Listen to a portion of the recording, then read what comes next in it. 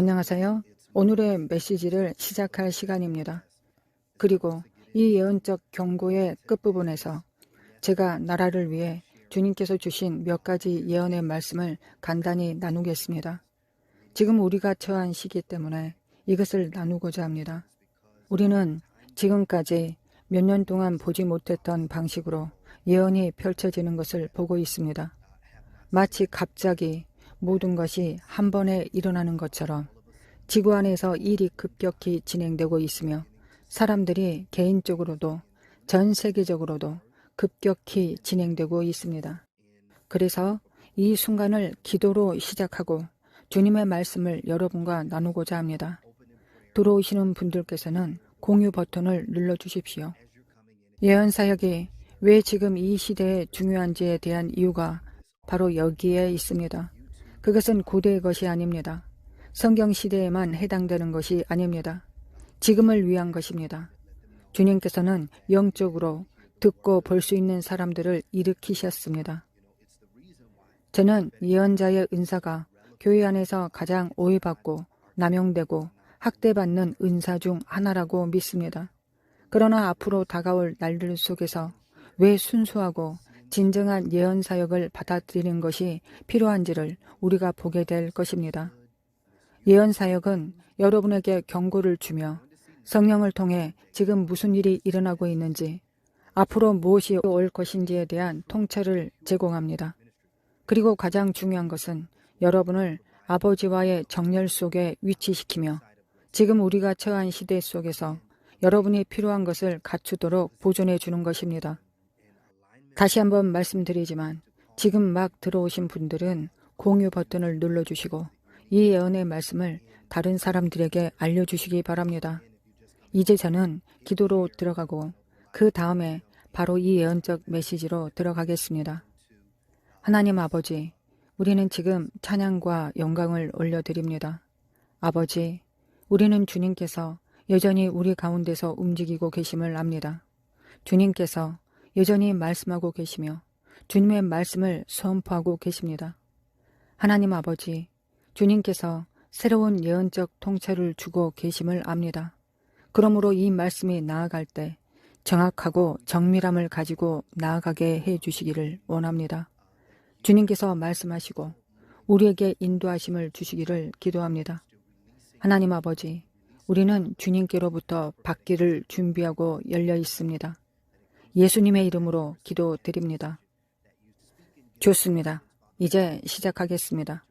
이 주제를 다루고자 하는 이유는 지금 너무 많은 일이 펼쳐지고 있기 때문입니다. 우리는 말씀으로 돌아가야 합니다. 말씀을 전하지 않는다면 우리는 아무것도 전하고 있지 않는 것입니다. 그래서 우리는 창세기 47장을 빠르게 살펴보겠습니다. 창세기 47장을 보겠습니다. 그리고 요셉의 시대에 무슨 일이 있었는지를 이해하고자 합니다. 왜냐하면 우리는 지금 그 시대 속에 있기 때문입니다. 우리는 정말로 지금 그 시대 속에 있습니다. 우리는 정말로 지금 그 시대와 같은 시대 속에 있습니다. 그래서 제가 성경을 열고 창세기 47장을 여러분께 읽어드리겠습니다. 이것은 여러분에게 명확성을 제공하는 데 도움이 될 것입니다. 우리는 말씀을 통해 우리 자신을 말씀에 적용하며 말씀 속에서 예언적 계시와 통찰을 발견합니다. 창세기 47장 13절에는 이렇게 기록되어 있습니다. 그 지역 전체에 식량이 없었으니 기근이 매우 심했기 때문이라. 매우 심했기 때문입니다. 이집트와 가나안 모두가 쇠약해졌습니다. 킹 제임스 성경에서는 랭기시라는 표현을 사용합니다. 어떤 번역에서는 기근으로 인해 그들이 쇠약해졌다고 표현합니다. 요셉은 이집트와 가나안에서 곡식을 사기 위해 사람들이 지불한 모든 돈을 모아 그것을 바로의 궁전으로 가져갔습니다. 15절에는 이렇게 기록되어 있습니다. 돈이 떨어졌을 때 저는 이 부분을 여러분께 전하고 싶습니다. 이 부분은 킹 제임스 성경으로 바꿔서 읽고자 합니다. 이 부분이 더 명확하게 읽히기 때문입니다. 창세기 47장 15절에는 이렇게 기록되어 있습니다. 이집트 땅과 가나안 땅에서 돈이 떨어졌을 때 이것은 단순한 기근이 아니었습니다. 단지 한 도시에서 일어나는 기근이 아니었습니다. 단지 한 주나 한 마을에서 일어난 재난이나 위기가 아니었습니다. 이것은 이집트 전역에 걸쳐 퍼진 기근이었습니다. 그리고 그것은 가나안 땅에서 퍼졌습니다. 가나안은 다른 나라였습니다. 단지 한 나라에서 일어난 일이 아니라 전 세계적이거나 지역적인 현상이었습니다. 성경은 이렇게 말합니다. 돈이 떨어졌을 때 이 부분에 표시를 해 두십시오. 나중에 다시 돌아올 것입니다. 이집트 땅과 가나안 땅에서 모든 이집트 사람들이 요셉에게 와서 말했습니다. 우리에게 빵을 주세요. 왜 우리가 당신 앞에서 죽어야 합니까? 돈이 떨어졌습니다. 요셉은 이집트의 위치에 있었습니다. 여러분은 그의 이야기를 알고 계십니다. 시간 관계상 그 부분을 길게 설명하지는 않겠습니다. 그러나 여러분은 요셉의 이야기를 알고 계십니다. 그의 형제들에게 배신당한 이야기, 구덩이에 던져진 이야기, 노예로 팔린 이야기. 그는 이스마엘 사람들에게 팔렸고 이스마엘 사람 노예상들에게 팔려갔습니다. 이것은 또 다른 계시입니다. 그는 이스마엘의 손에 떨어졌습니다. 그 후 그는 보디발의 집으로 갔습니다. 그리고 그가 보디발의 집에 있을 때 성경은 그가 그 집에서 거짓말로 정죄당했다고 알려줍니다. 그는 크게 거짓말에 희생당했습니다. 이것은 요셉에게 부어진 기름 부음 때문이었고 그가 보디발의 아내의 유혹을 거절했기 때문입니다. 보디발의 아내는 그에게 거짓말을 했습니다. 보디발의 아내가 요셉이 자신과 성적인 관계를 맺으려 했다고 주장하였습니다. 그래서 요셉은 연방 감옥에 수감되었습니다. 그것은 단순한 감옥이 아니었습니다. 연방 감옥이었습니다. 왜냐하면 요셉이 정부 지도자나 관리에게 범죄를 저질렀다는 것이었습니다. 그러나 사실은 거짓된 혐의였지만 그런 혐의가 있었기 때문에 그 감옥에 갇혔습니다. 그래서 그것은 평범한 범죄가 아니었습니다. 요셉은 궁전 안의 감옥에 있게 되었고 그곳에서 두 개의 꿈을 해석하게 됩니다. 그는 해석을 시작했고 사람들이 그가 예언적 은사를 가지고 있다는 것을 알게 되었습니다. 그리고 그가 예언적으로 해석해 준 사람 중 한 명은 다시 자신의 자리로 복귀하게 되었습니다. 그들은 다시 자신의 자리로 복귀하였고 궁전으로 돌아왔을 때 꿈을 해석할 수 있고 환상을 이해하는 사람이 있다는 것을 기억해 냈습니다. 그래서 바로가 꿈을 꾸었을 때 그는 하나님으로 인해 괴로워졌습니다. 그는 정말 괴로워했는데 하나님께서 그에게 앞으로 일어날 일들을 보여주셨기 때문입니다. 바로는 7년간의 풍요가 올 것이며 그 후에는 7년간의 극심한 기근이 올 것이라는 것을 꿈을 통해 보게 되었습니다. 그 기근은 너무나 심각해서 사람들이 그 전에 있었던 풍요의 시기를 잊어버릴 정도였습니다. 이 부분을 정말로 잘 들어주시기 바랍니다. 저는 이것이 지금과 연결된다고 믿습니다. 지금과 연결됩니다. 저는 이 말씀이 우리가 향하고 있는 방향, 우리가 가고 있는 길에 매우 중요하다고 믿습니다. 다시 창세기 47장 15절 말씀으로 돌아가겠습니다. 그 끝부분에서 사람들이 간청하며 말합니다. 우리에게 빵을 주세요. 제발 빵을 주세요. 사람들이 말했습니다. 우리가 죽게 될 것입니다. 16절에서는 요셉이 말합니다. 당신들의 가축을 주십시오. 그러면 내가 당신들의 가축과 맞바꾸어 빵을 주겠습니다. 돈이 떨어졌을 때 말입니다. 17절에서는 그들이 요셉에게 가축을 가져왔다라고 기록되어 있습니다. 요셉은 말과 양떼, 소떼, 나귀와 맞바꾸어 그들에게 빵을 주었습니다. 성경은 그해 동안 그들의 모든 가축과 맞바꾸어 그들에게 빵을 주었다고 말합니다. 그리고 그 해가 끝났을 때 그들은 이미 이 위기를 겪고 있었습니다. 성경은 예언적으로 매우 중요한 내용을 18절에서 말합니다. 그 해가 끝났을 때 그들은 요셉에게 와서 말했습니다. 우리는 당신에게 숨기지 않겠습니다. 우리의 돈은 모두 없어졌습니다. 주인께서 우리의 가축과 떼를 가지셨고 이제는 주인의 눈앞에 남은 것이 없습니다. 우리의 몸과 땅뿐입니다. 그래서 그들은 더 이상 돈도 없고 가축도 없고 교환할 것도 없었습니다. 그래서 그들은 이렇게 말했습니다. 우리는 이제 우리의 노동을 교환하겠습니다. 우리는 당신을 위해 일하겠습니다. 우리는 당신을 섬기겠습니다. 그러니 우리를 먹여주시고 돌봐주십시오. 이러한 일이 시작되었습니다. 그들은 경제적 위기 속에 있었습니다. 그들은 위기로 들어가고 있었습니다. 그리고 저는 오늘날 우리가 요셉의 시대가 다시 돌아오는 것을 경험하게 될 것이라고 믿고 있습니다. 우리는 지금 그것을 경험하고 있습니다. 우리는 정말로 그 시대 속에 있습니다. 요셉의 시대가 다시 돌아오고 있습니다. 성경은 그해 동안 그들의 모든 가축과 맞바꾸어 그들에게 빵을 주었다고 말합니다. 그리고 그 해가 끝났을 때 그들은 이미 이 위기를 겪고 있었습니다. 성경은 예언적으로 매우 중요한 내용을 18절에서 말합니다. 그 해가 끝났을 때 그들은 요셉에게 와서 말했습니다. 우리는 당신에게 숨기지 않겠습니다.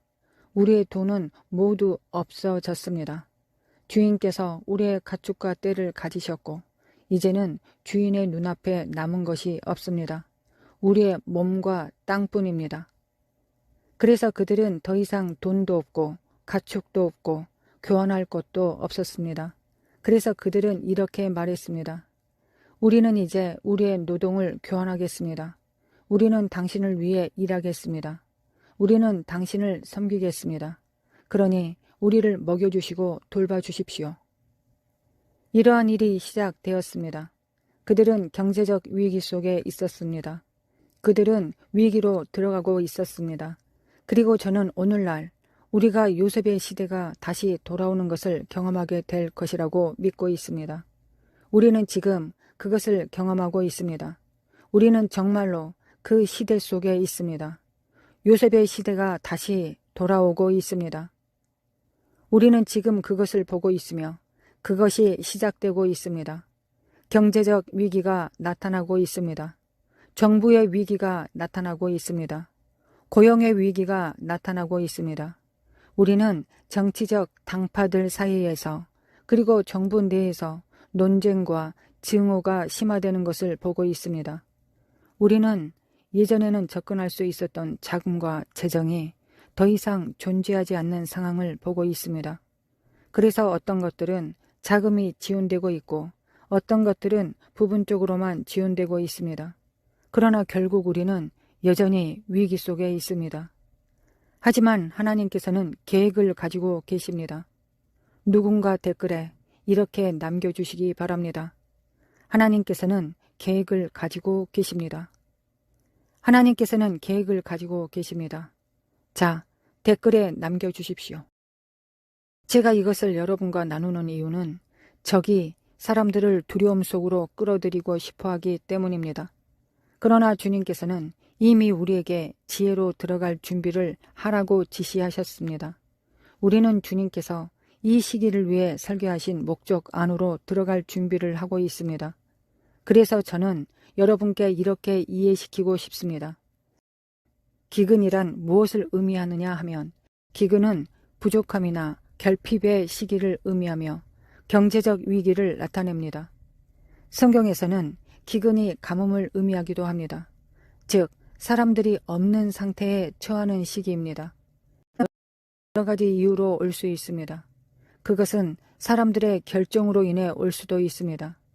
어떤 나라에서 위기가 발생하는 것을 볼 때 그것은 그 나라 안의 죄 때문일 수도 있고 하나님께서 그 나라를 심판하시는 것일 수도 있습니다.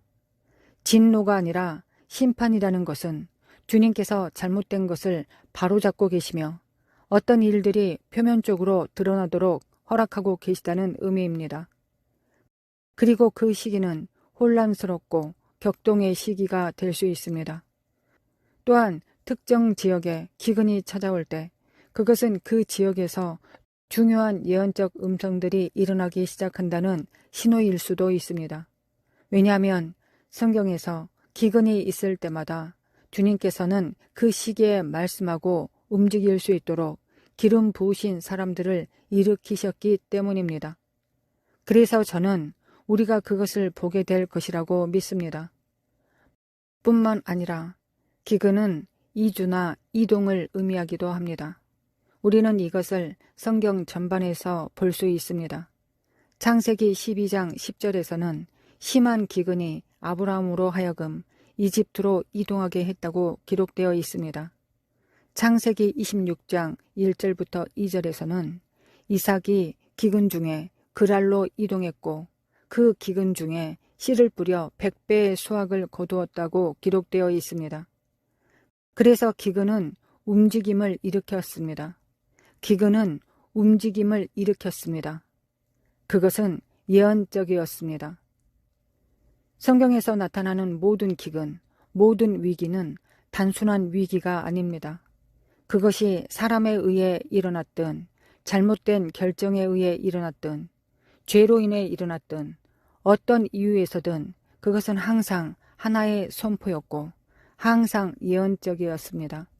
그래서 여러분께 이것을 이해시키고 싶습니다. 이것은 예언적 선포입니다. 또한 제가 지금 읽고 있는 창세기 41장부터 47장까지를 보면 광범위한 기근이 있었고 그것은 야곱의 가족이 이집트로 이주하게 만든 계기가 되었습니다. 그리고 하나님께서는 그들을 보호의 장소에 두셨습니다. 그곳은 그들을 보호하고 양육하며 앞으로의 여러 해 동안 그들을 지속적으로 보존하기 위한 장소였습니다. 룻기 1장 1절부터 2절에서는 기근이 나오미와 그녀의 남편을 움직이게 했습니다. 그들은 베들레헴에서 모압으로 이동하게 되었고 그곳은 그들에게 예언적 장소였습니다. 그곳에서 반드시 일어나야 할 사건들이 있었습니다. 열왕기하 8장 1절부터 2절에서도 엘리사가 7년간의 기근이 올 것이라고 경고했습니다. 그리고 엘리사가 경고했던 그 여인은 그 말씀을 귀담아 들었고 예언적 경고로 인해 이동할 수 있었습니다. 그래서 기근은 어떤 것을 선포합니다. 기근은 예언적 선포입니다. 이것을 꼭 이해하시기 바랍니다. 지금 여러분 중 많은 분들이 여러분의 도시, 주, 나라에서 어떤 일들이 일어나는 것을 보고 계십니다. 그리고 그것은 단순한 자연적 사건만은 아닙니다. 자연에서 일어나는 모든 일은 먼저 영적 영역에서 일어납니다. 그래서 자연적 영역에서 일어나는 일은 영적 영역에서 먼저 발생합니다. 항상 이 둘 사이에는 연결이 있습니다. 영적인 것과 자연적인 것 사이에는 항상 연결이 있습니다. 그래서 지금 우리가 보고 있는 것은 영적인 만큼이나 자연적인 것입니다. 요셉의 시대가 돌아왔습니다. 이것을 꼭 들으시기 바랍니다. 요셉의 시대가 돌아왔습니다. 그래서 우리가 성경에서 보는 것은 지금 우리가 보고 있는 일들의 예언적 온영이 될 것입니다. 물론 현대적인 방식으로 약간 다르게 나타나겠지만 반복되는 동일한 본질입니다. 본질은 반복되고 동일합니다. 성경에서 기근이 있었던 이유는 작물의 실패와 비가 오지 않았기 때문입니다. 오늘날에도 가뭄이 있을 때 우리는 그것을 볼 수 있습니다. 그 이유는 그들이 농업사회에 살고 있었기 때문입니다. 모든 것이 농업에 의해 결정되었습니다.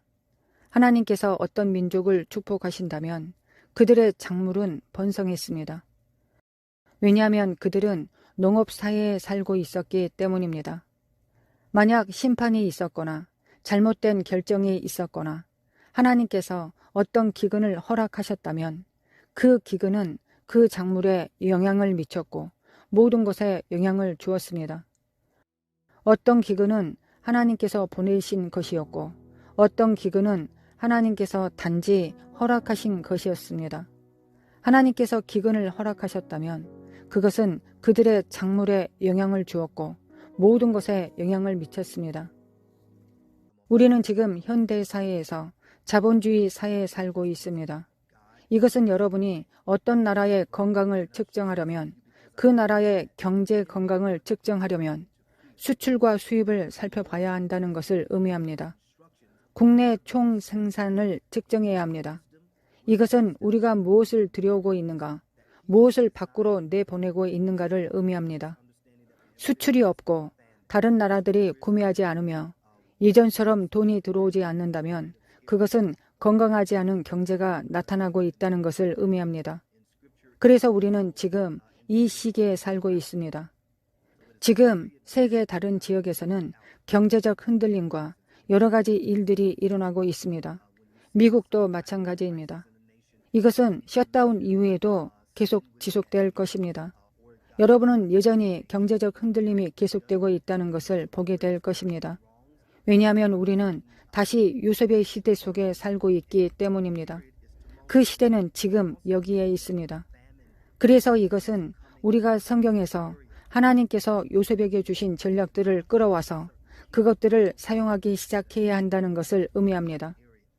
지금 이 시대를 위한 전략이 필요합니다. 우리는 그 동일한 전략들을 끌어와서 지금 사용하기 시작해야 합니다.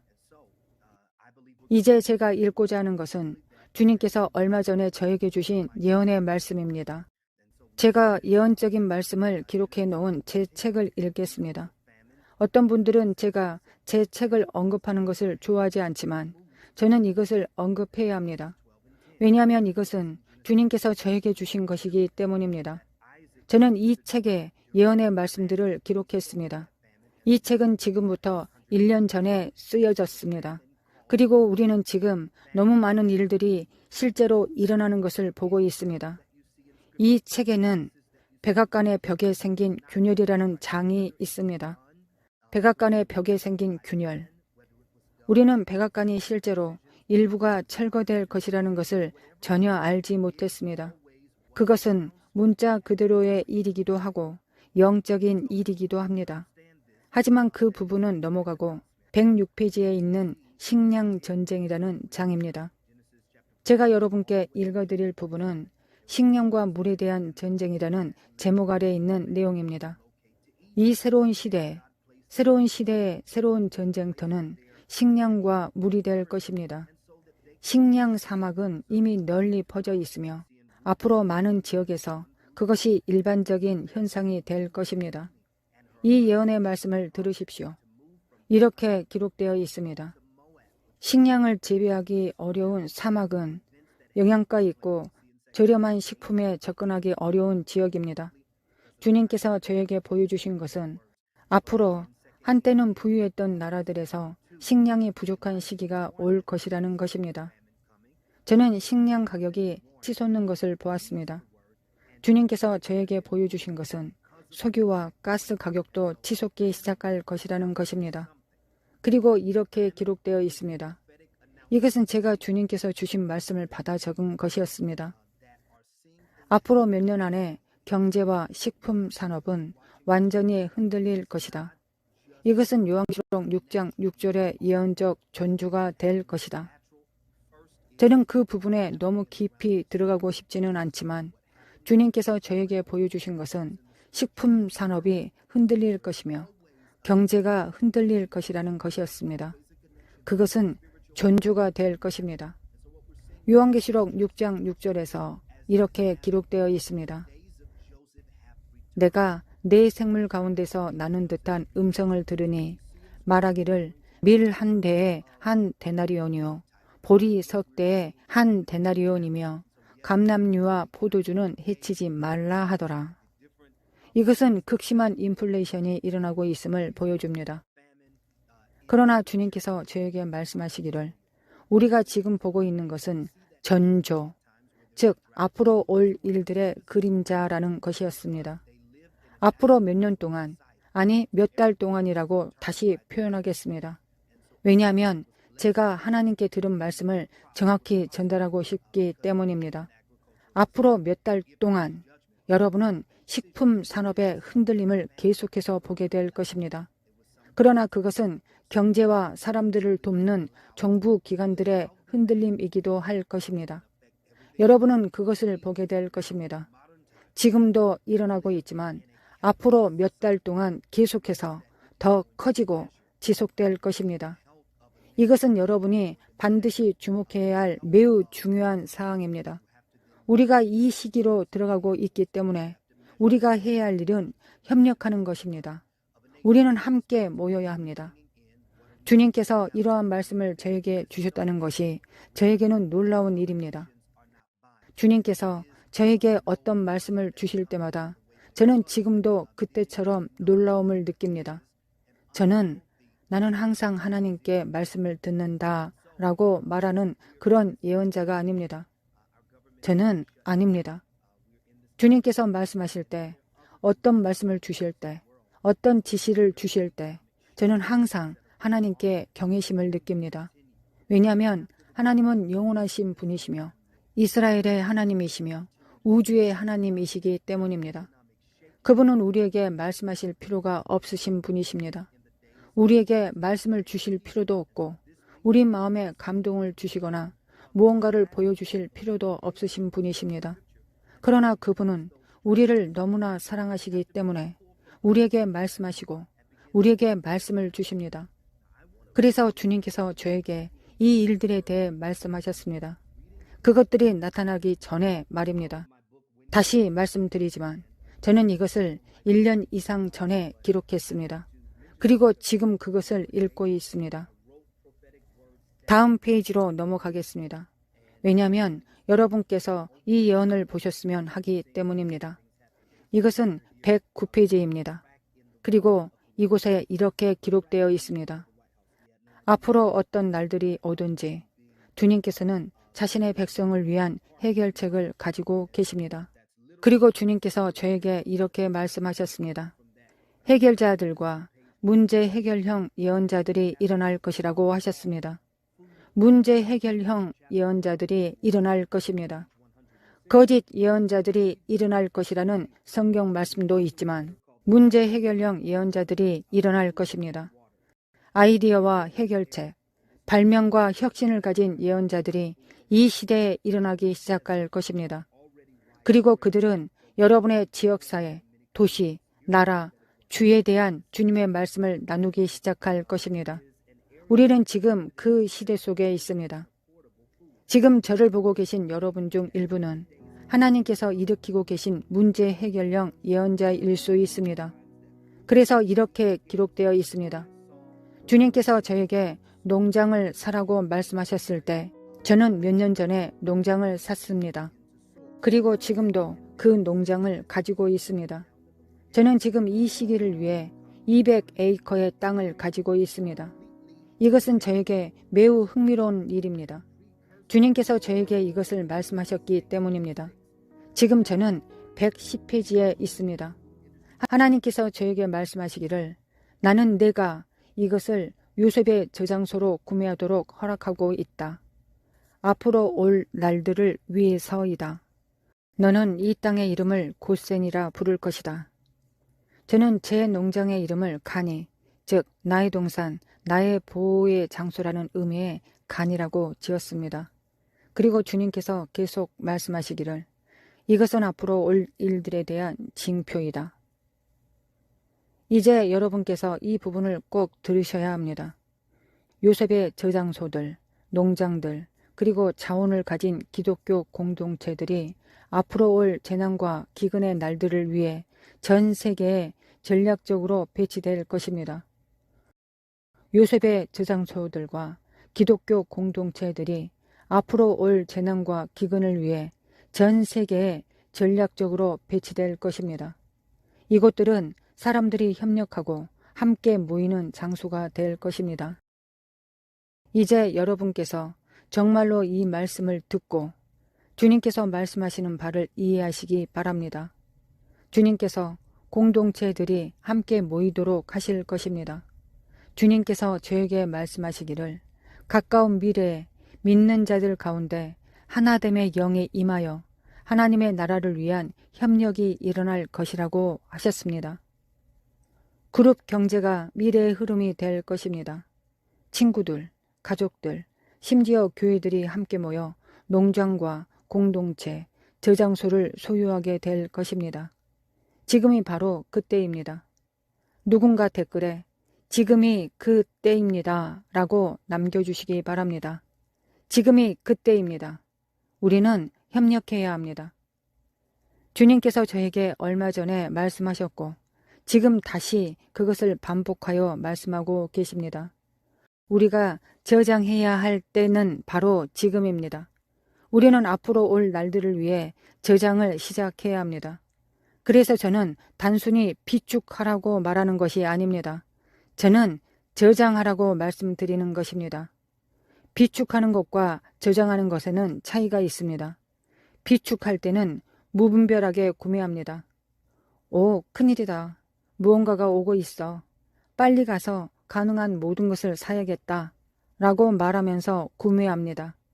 그리고 비축하면 어떻게 됩니까? 음식이 유통기한이 지나고 일부는 사용했지만 일이 완전히 일어나지는 않았고 이제 내가 비축해둔 음식들이 다 상해버렸어 라고 말하게 됩니다. 누군가 댓글에 저장하라고 남겨주시기 바랍니다. 비축과 저장은 다릅니다. 요셉이 주님으로부터 저장하라는 지시를 받았을 때 그는 전략을 가지고 있었습니다. 그것은 전략적인 계획이었습니다. 무분별한 구매가 아니었습니다. 전략적인 계획이었습니다. 그는 이집트와 협력해야 했습니다. 그는 바로와 함께해야 했습니다. 이것은 협력을 의미합니다. 협력이 있었습니다. 그는 혼자서 이 일을 해낼 수 없었습니다. 그는 이집트의 도움이 필요했고 바로의 도움이 필요했습니다. 협력과 공동체가 필요했습니다. 그리고 당시 시민들의 참여도 필요했습니다. 모든 사람이 자신이 가진 것의 일부를 가져와 저장했습니다. 이것은 지속적인 방식으로 조금씩 떼어내어 따로 보관하는 것을 의미합니다. 조금씩 떼어내어 따로 보관했습니다. 그것은 공황 상태에서의 구매가 아니었습니다. 물론 어떤 때는 비축이 필요할 수도 있다는 것을 이해합니다.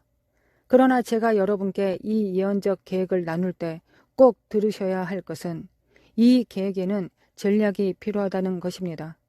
하나님의 전략이 필요하며 우리는 전략을 위해 기도해야 합니다. 그 전략은 함께할 수 있는 올바른 사람들을 찾는 것입니다. 그것은 가족일 수도 있습니다. 같은 집에 사는 사람들일 수도 있습니다. 부부일 수도 있고 자녀와 부모일 수도 있습니다. 혹은 친구들이나 교회 공동체가 함께 모여 계획을 세우는 것입니다. 앞으로 12개월 동안 우리가 받는 모든 수입에서 소액을 떼어내어 따로 보관할 계획을 세우는 것입니다.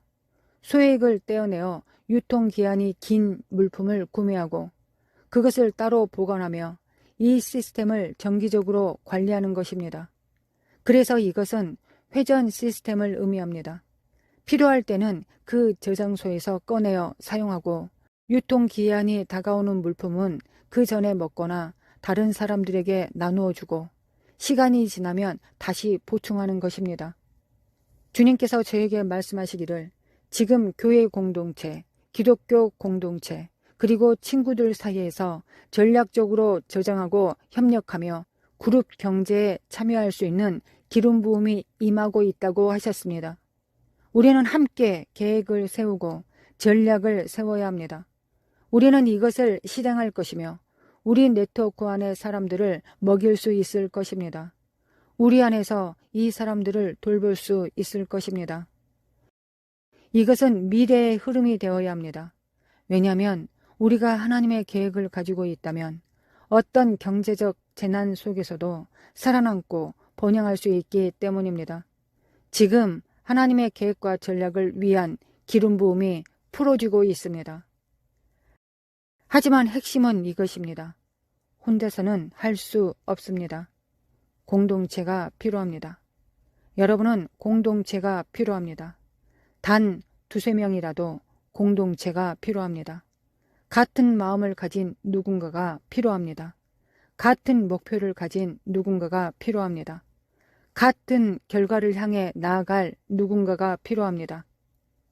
이제 들으십시오. 우리는 앞으로 격동의 시기로 들어가고 있습니다. 지금 여러분이 보고 있는 상황 외에도 말입니다. 많은 사람들이 SNAP에 대해 분노하고 있습니다. 그것은 부분적으로만 지원되고 있지만 많은 사람들에게는 여전히 충분하지 않을 것입니다. 많은 사람들이 해고되고 있다는 사실에 분노하고 있습니다. 정부뿐만 아니라 전국적으로 그리고 전 세계적으로 많은 기업들이 사람들을 좌우로 해고하기 시작하고 있습니다. 우리는 열심히 일하는 사람들, 기술을 가진 사람들, 누군가에게 의존하려는 것이 아니라 스스로 일하고자 하는 사람들조차도 이 상황에 놓여 있습니다. 그러나 그들이 살고 있는 곳에서는 아무것도 없는 상황입니다. 그래서 지금 벌어지고 있는 모든 일들로 인해 공동체들이 함께 연합하여 서로를 돌보고 필요한 사람들을 도와야 할 때입니다. 앞으로의 날들에는 이러한 형태의 공동체들이 매우 흔해질 것입니다. 주님께서 몇 년 전에 저에게 말씀하셨고 여러분 중 많은 분들이 제가 설교하러 갔던 집회나 행사에서 이 말씀을 들으셨습니다. 그 자리에서 주님께서 저를 통해 이 말씀을 선포하게 하셨습니다. 교회들이 저장소로 바뀌어야 할 것이라고 하셨습니다.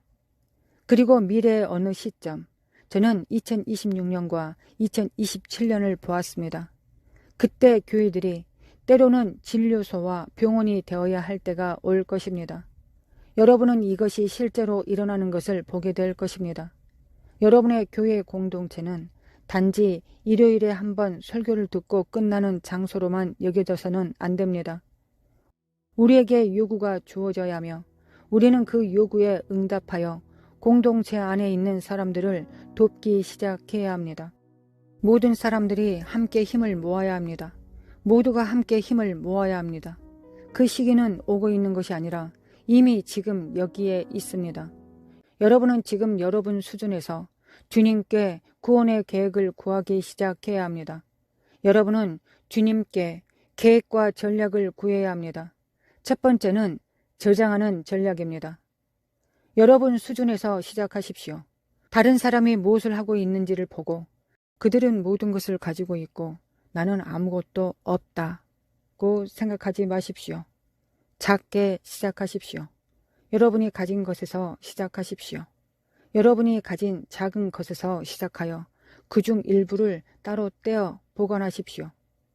작은 교회를 가지고 있거나 작은 공동체나 친구 그룹에 속해 있다면 그것이 여러분을 위축시키게 하지 마십시오. 하나님께서는 소수의 사람들을 통해 많은 일을 하실 수 있습니다. 그 소수의 사람들과 함께 시작하여 여러분이 책임지고 있는 사람들을 돌보기 위해 조금씩 따로 떼어 보관하십시오. 이것은 하나님의 계획의 일부입니다. 그리고 다음으로 여러분이 해야 할 일은 어떤 분들은 이 부분에서 이미 늦었습니다. 지금부터 저축을 시작해야 한다는 것입니다. 지금은 무분별한 소비를 할 때가 아닙니다. 지금은 사치스러운 휴가를 떠날 때가 아닙니다. 지금은 단지 사람들에게 과시하기 위해 무언가를 사들이고 원하는 것을 다 가진 것처럼 보이기 위해 소비할 때가 아닙니다. 지금은 우리가 내면으로부터 끌어내야 할 때입니다. 왜냐하면 우리는 지금 변화의 시기 속에서 방향을 전환해야 하기 때문입니다. 우리는 기근의 시기 속에서 방향을 전환해야 합니다. 주님께서 저에게 말씀하시기를 지금부터가 바로 기근의 선포라고 하셨습니다. 여러분 중 일부는 이것을 놓쳤습니다. 왜냐하면 우리가 번영의 시기에 있었다고 생각하지 않았기 때문입니다. 여러분은 우리가 번영할 수 있는 시기에 있었다고 생각하지 않았습니다. 그러나 번영은 여러분 주변에 있었습니다. 여러분이 그것을 활용했는지는 다른 이야기입니다. 정부 안에도 번영이 있었습니다. 국가 안에도 번영이 있었습니다. 소규모 사업체들, 보조금, 다양한 지원이 있었습니다. 때로는 우리가 번영 속에 있으면서도 그것이 번영이라는 것을 인식하지 못할 수 있습니다. 왜냐하면 우리가 원하는 것을 모두 가지지 못했기 때문입니다.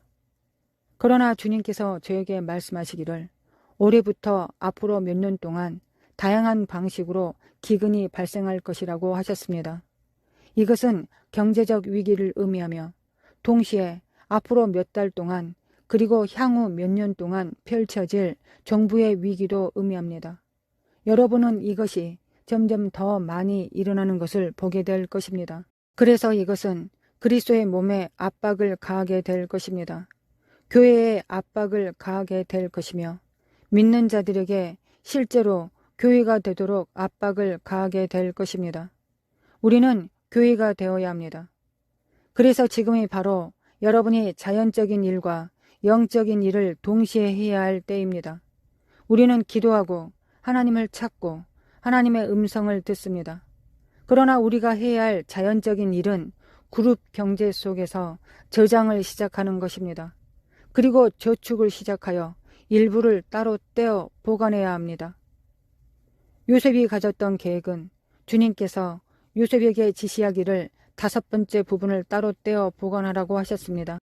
이것은 20%를 따로 떼어 보관했다는 의미입니다. 그는 20%를 따로 떼어 보관했습니다. 나머지는 사용할 수 있었지만 그 부분은 따로 떼어 보관했습니다. 그리고 창세기 47장에서 보듯이 돈이 실패하는 날이 올 것입니다. 여러분이 무언가를 사려고 할 때 가격이 너무나 치솟아 하나님, 우리는 어떻게 해야 합니까? 라고 말하게 될 날이 올 것입니다. 그리고 주님께서는 여러분 중 많은 사람들을 미리 준비시키실 것이며 여러분은 주님으로부터 그 계획을 받아들이게 될 것입니다. 식량 사막이 특정 지역에서 확산되기 시작하는 날이 올 것입니다. 그러나 그 해결책은 교회 공동체와 기독교 공동체가 가지게 될 것입니다. 제가 여러분께 읽어드리겠습니다. 이것은 주님께서 저에게 주신 예언의 말씀 중 일부입니다. 저는 이 말씀을 책에 얼마 전에 기록했습니다. 지금 읽어드릴 부분은 107페이지에 있습니다. 주님께서 저에게 말씀하시기를 해결자들, 전략가들, 그리고 혁신적인 사고를 가진 자들이 위기의 시기를 위해 일어날 것이다 라고 하셨습니다. 지금이 바로 그때입니다. 여러분 중 일부는 해결자가 될 것입니다. 여러분은 전략가가 될 것이며 혁신적인 사고를 가진 사람이 될 것입니다. 해결자란 문제 해결자입니다. 어려운 상황을 완화하기 위한 계획을 세우는 것을 습관처럼 실천하는 사람입니다.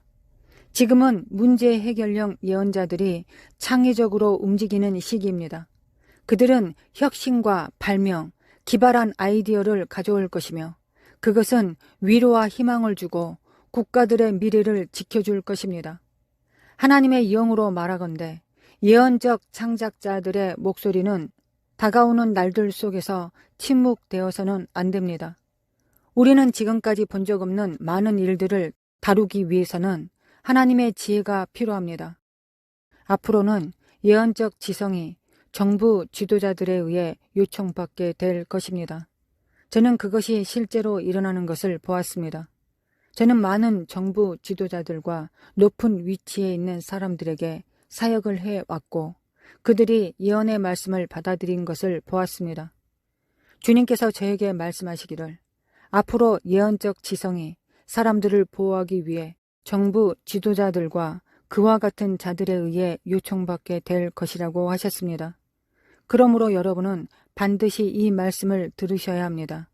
왜냐하면 지금이 바로 그 시기이기 때문입니다.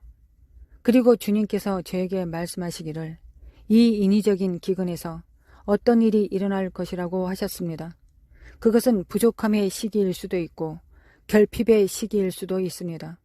주님께서는 저를 환상 속으로 데려가셨습니다. 그때 저는 프랑스에 있었고 그 환상에서 받은 것을 나누기 시작했습니다. 이것은 108페이지에 기록되어 있습니다. 저는 사역을 위해 여행 중이었고 그 모든 과정을 여기서 다 나눌 수는 없습니다. 시간이 부족하기 때문입니다. 그러나 중요한 부분을 말씀드리겠습니다. 저는 아무런 경고 없이 즉시 환상 속으로 들어갔습니다. 저는 상점의 진열대가 텅 빈 것을 보았습니다. 서구 국가에서는 본 적 없는 수준의 기근이었습니다. 저는 환상 속에서 미국에 서 있었지만 제 나라를 알아볼 수 없었습니다. 상점과 식당들이 문을 닫고 있었고 공급망이 중단되었습니다. 주님께서 저에게 말씀하시기를 지금도 저에게 말씀하고 계십니다. 우리는 연말과 새해 초에 접어들면서 국가의 공급망을 위해 기도하기 시작해야 한다고 하셨습니다. 저는 이것을 12월 말과 2026년 1월 초에 대한 것으로 보았습니다. 주님께서 말씀하시기를 국가의 공급망에 초점이 맞춰질 것이라고 하셨습니다. 이것은 수입품이 들어와서 상점과 산업으로 흘러가는 구조입니다. 이 말씀을 들으시고 반드시 기록해 두시기 바랍니다. 여러분은 이 말씀을 다시 돌아와서 확인하고 싶어질 것입니다. 주님께서 저에게 말씀하시기를 중보자들에게 이 공급망을 위해 기도하라고 촉구하라고 하셨습니다. 왜냐하면 저는 적이 계획한 공급망의 중단을 보았기 때문입니다. 그것은 상점들과 식당들 그리고 여러 산업에 영향을 줄 것이며 현재 경제적 압박을 더욱 가중시킬 것입니다. 우리는 그것이 일어나지 않도록 해야 합니다. 그러나 여러분 중 많은 분들이 함께 모여 기도할 때 우리는 이러한 것들을 위해 기도해야 합니다. 저는 주님께서 제 영 안에서 크게 말씀하시는 것을 계속 듣고 있습니다. 공급망의 중단이 올 것이라는 말씀입니다. 공급망의 중단이 올 것입니다. 여러분은 이것을 연말과 새해 초에 주의 깊게 지켜보셔야 합니다. 주의 깊게 보십시오. 왜냐하면 적은 이것이 일어나도록 하기를 원하기 때문입니다. 저는 흔들림이 오는 것을 보았습니다. 그것은 식당들을 강타할 것입니다. 상점들을 강타할 것입니다. 주님께서 저에게 이렇게 말씀하셨습니다. 다시 이 기록된 예언으로 돌아가겠습니다. 그 환상 속에서 저는 정부 차량이 도착하는 것을 보았습니다. 그곳에는 미국 내 한 공동체가 있었고 아이들이 배고파하고 있었습니다. 그들은 배고팠습니다. 사람들이 와서 그들에게 빵을 주었습니다.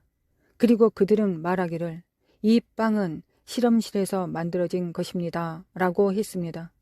그들은 밀가루를 사용하지 않았습니다. 그들은 물도 사용하지 않았습니다. 이 음식은 매우 긴 유통기한을 가지고 있었습니다. 환상 속에서는 최대 5년까지 지속될 수 있었습니다. 그들은 그것을 일반 음식처럼 나누어 주었습니다. 그것은 일반 음식처럼 보였습니다. 여러분이 먹는 음식처럼 보였습니다. 제가 말하는 것은 냉동 건조된 비상식량이 아닙니다. 그것은 그런 것이 아니었습니다. 그것은 일반 음식처럼 보였습니다. 그러나 주님께서 저에게 말씀하시기를 앞으로 위기들이 유전자 조작 식품과 실험실에서 재배된 식품을 밀어붙이는 수단으로 사용될 것이라고 하셨습니다. 그것은 기존 식품을 대체하게 될 것이며 진열대에 놓이게 될 것입니다. 그리고 특정 공동체에 밀어붙여질 것입니다. 사람들이 받게 될 혜택 중 일부는 이러한 종류의 식품과 함께 제공될 것입니다. 왜냐하면 사람들이 너무나 필요하고 너무나 배고프고 무엇이든 필요하기 때문에 그것을 소비하기 시작할 것이기 때문입니다. 그러나 그 환상 속에서 그것은 그들에게 문자 그대로 독이었습니다. 그래서 저는 그 환상 속에서 그것이 독이라고 외치기 시작했습니다. 그것을 먹어서는 안 돼. 그래서 주님께서 저에게 말씀하시기를 앞으로 우리가 소비하는 것에 대해 매우 주의 깊게 살펴보아야 한다고 하셨습니다. 왜냐하면 지금은 기본적인 생필품을 둘러싼 전쟁이 벌어지고 있기 때문입니다. 기본적인 생필품들을 둘러싼 전쟁입니다. 그것은 식량을 둘러싼 전쟁이 될 것입니다. 하나님의 영으로 말하건대 어떤 사람들에게는 이 말이 터무니없게 들릴 수 있지만 지금 실제로 벌어지고 있는 일들로 인해 다른 사람들에게는 이 말이 이해가 될 것입니다. 주님께서 저에게 말씀하시기를 그것은 식량을 둘러싼 전쟁이 될 것이라고 하셨습니다. 그리고 여러분은 다시금 수돗물 오염에 대한 소식을 듣게 될 것입니다. 그것은 미국과 다른 지역에서 발생할 것입니다. 저는 또 다른 물 위기를 보았습니다. 수돗물 공급에 오염이 있었고, 그리고 그것은 이미 존재하고 있었으며, 주님께서 저에게 보여주신 것은 사람들이 그것을 소비함으로써 장기간에 걸쳐 병들게 된다는 것이었습니다. 그러나 그것은 다시금 드러나고 폭로될 것입니다. 미국 내 특정 공동체들 안에서, 그리고 그 너머에서도 말입니다. 여러분은 그것에 대해 다시 듣게 될 것입니다. 저는 사람들이 외치는 소리를 들었습니다. 어떻게 그것이 오염되었는지를 몰랐단 말인가? 어떻게 이런 일이 벌어지고 있었는지 몰랐단 말인가? 라고 말하는 외침이었습니다. 그러나 지금 우리가 살고 있는 시대는 식량을 둘러싼 전쟁이며 물을 둘러싼 전쟁입니다. 그러나 주님께서는 해결자들을 일으키고 계십니다. 주님께서는 여러분에게 앞으로 다가올 시기를 위한 해결책을 주실 것입니다. 그리고 그 시기는 지금 이미 도래했습니다. 여러분은 주님의 지시를 받아들이고 그분께 계획을 구해야 합니다. 여러분은 2~3명 혹은 4명의 사람들, 가족이든 친구든 교회 공동체든 사람을 찾아서 앞으로 12개월 동안 어떻게 저장할 것인가에 대한 전략을 세워야 합니다. 즉, 조금씩 따로 떼어 보관하는 것입니다. 지금 바로 시작하셔야 합니다. 우리는 이미 시간이 늦었습니다. 그러나 앞으로 몇 달 동안 이 전략을 반드시 실행해야 합니다. 조금씩 따로 떼어 보관하십시오. 그리고 그렇게 하면서 주님께 여쭈어 보십시오. 내가 누구를 도울 수 있습니까? 자원이 있을 때 우리는 다른 사람들을 돕는 책임이 있습니다. 그것은 우리의 책임입니다. 저는 저의 책에서 1년 반 전에 기록해 두었던 예언의 말씀들을 다시 읽어보았습니다. 그리고 저는 충격을 받았습니다. 왜냐하면 우리가 지금 막 미네소타주 미니애폴리스 지역에서 요셉의 저장소를 열었기 때문입니다. 우리는 그것을 막 열었고 그것은 매주 사람들을 섬기고 있는 저장소입니다. 우리는 엄청난 양의 식량을 들여오고 있으며 실제로 식품을 구매하고 있습니다. 우리는 상점들과 협력하고 있으며 해고된 사람들, 도움이 필요한 사람들에게 식료품을 제공하고 있습니다. 정부로부터 평소에 받던 지원을 받지 못하는 사람들에게 무료 식량을 제공하고 있습니다. 저는 이 비전을 수년 동안 가지고 있었지만 지금 이 시점이 주님께서 저에게 말씀하셨던 시기와 정확히 일치하게 될 줄은 몰랐습니다. 주님께서는 저에게 농장을 주셨습니다. 주님께서는 저에게 농장을 사라고 말씀하셨고 저는 그것을 가지고 있습니다. 그리고 주님께서는 저에게 말씀하시기를 제가 요셉의 저장소를 세울 것이며 다른 사람들도 이것을 시작하게 될 것이라고 하셨습니다. 그래서 여러분이 목사님이라면 그리고 그것을 할 수 있다면 저는 여러분께 하나님께 계획을 구하시라고 요청드립니다. 여러분이 여러분의 수준에서 그것을 할 수 있다면 모든 교회는 저장소가 필요합니다. 교회에 통조림을 넣을 수 있는 작은 창고 하나만 있어도 괜찮습니다. 거기서 시작하십시오. 크게 생각하려 하지 마십시오. 작은 것부터 시작하고 그것을 점차 키워나가십시오. 여러분이 지역사회의 리더라면 그리고 지역사회에서 활동하고 있으며 저장 공간에 접근할 수 있다면 그것을 조직화하기 시작하십시오. 여러분의 공동체 안에 사람들을 모으고 그들에게 식량을 가져오게 하십시오. 그들에게 기부하게 하십시오. 여러분과 연결된 사람들에게 기부하게 하십시오. 우리는 정부기관에 의존할 수 없습니다. 보조금에 의존할 수 없습니다. 우리는 협력의 힘을 사용해야 합니다. 협력의 힘입니다. 우리는 그룹 경제의 힘을 사용해야 합니다. 그래서 여러분의 수준에서 시작하십시오. 여러분이 리더이거나 목사님이거나 지역사회 활동가이거나 지역사회의 지도자라면 지금이 바로 여러분이 일어설 때입니다. 왜냐하면 앞으로 몇 달 동안 어떤 사람들에게는 상황이 훨씬 더 심각해질 것이기 때문입니다. 어떤 사람들은 괜찮을 수 있지만 어떤 사람들은 셧다운을 넘어서 심각한 영향을 받게 될 것입니다. 그것은 단지 셧다운 때문만이 아닙니다. 그것은 그보다 훨씬 더 깊은 문제입니다. 가족들이 필요에 처하게 될 것입니다. 저는 이것을 긴급하게 말씀드립니다. 지금이 바로 여러분이 저장하고 저축해야 할 때입니다. 왜냐하면 요셉의 시대가 돌아왔기 때문입니다. 그리고 그와 함께 요셉의 전략과 계획들이 지금 풀어지고 있다는 것을 이해하십시오. 여러분 중 많은 분들이 이 시대의 요셉으로 부름받고 있습니다. 여러분의 지역, 여러분의 공동체, 그리고 여러분의 가족 안에서 여러분이 바로 하나님께서 일으키고 계신 요셉일 수 있습니다. 다른 사람이 하기를 기다리지 마십시오.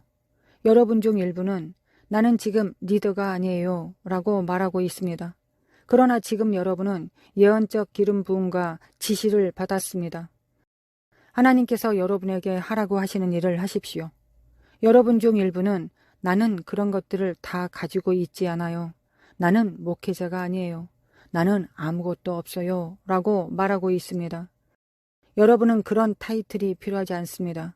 여러분에게 필요한 것은 단지 긍휼의 마음입니다. 주님께서 여러분에게 부르시는 일을 시작하기 위해 필요한 것은 긍휼의 마음뿐입니다. 그래서 우리는 지금 그것을 하고 있습니다. 매주 우리는 해고된 사람들, 아무것도 없는 사람들, 어려움을 겪고 있는 사람들에게 식량을 공급하고 있습니다. 그 방식은 이렇습니다. 더 많이 가진 사람들이 자신이 가진 것 중 일부를 떼어내어 그렇지 못한 사람들을 위해 나눕니다. 그리고 누구도 도움을 받는 것에 대해 부끄러움을 느껴서는 안 됩니다. 누구도 도움을 받는 것에 대해 자신이 부족하다고 느껴서는 안 됩니다. 왜냐하면 지금 우리가 살고 있는 시대에서는 누구든지 누군가가 여러분을 도와야 할 수도 있기 때문입니다. 저는 그런 상황에 있었습니다. 이것이 제가 이런 일들에 대해 큰 긍휼을 가지게 된 이유 중 하나입니다. 이것이 주님께서 제 마음에 그것을 심어준 이유 중 하나입니다. 왜냐하면 저는 제가 음식이 없었던 때를 기억하기 때문입니다. 저는 혼자 아파트에 있으면서 생계를 유지하려고 애쓰던 때를 기억합니다. 그냥 어떻게든 해보려고 했습니다. 어떤 사람들은 자신이 어디에서 왔는지에 대한 이야기를 하지 않을 것입니다.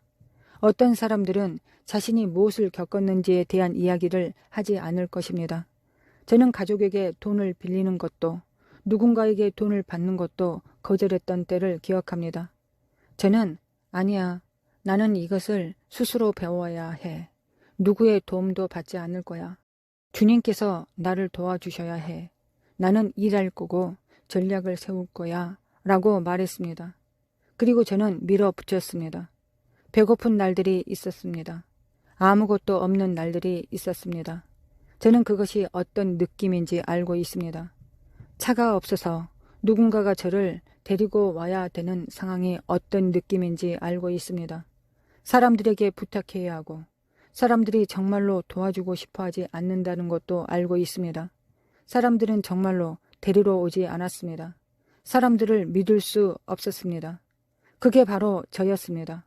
저는 걸어서 가게에 가야 했고 식료품을 들고 오다가 봉지가 찢어져서 모든 식료품이 쏟아졌습니다. 그게 바로 저였습니다.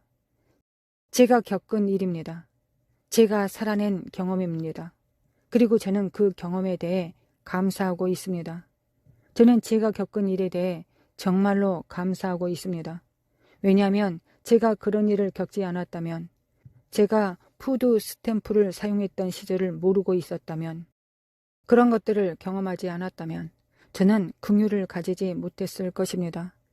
여러분 중 일부는 지금 재정적으로 최악의 상황에 있습니다. 여러분은 나는 어떻게 해야 하지? 라고 말하고 있습니다. 주님께서 여러분에게 말씀하시기를 주님께서는 그것을 여러분의 유익을 위해 사용하실 것입니다. 주님께서는 그것을 통해 긍휼을 세우실 것입니다. 그것은 교만을 무너뜨릴 것입니다. 여러분은 전략을 얻게 될 것입니다.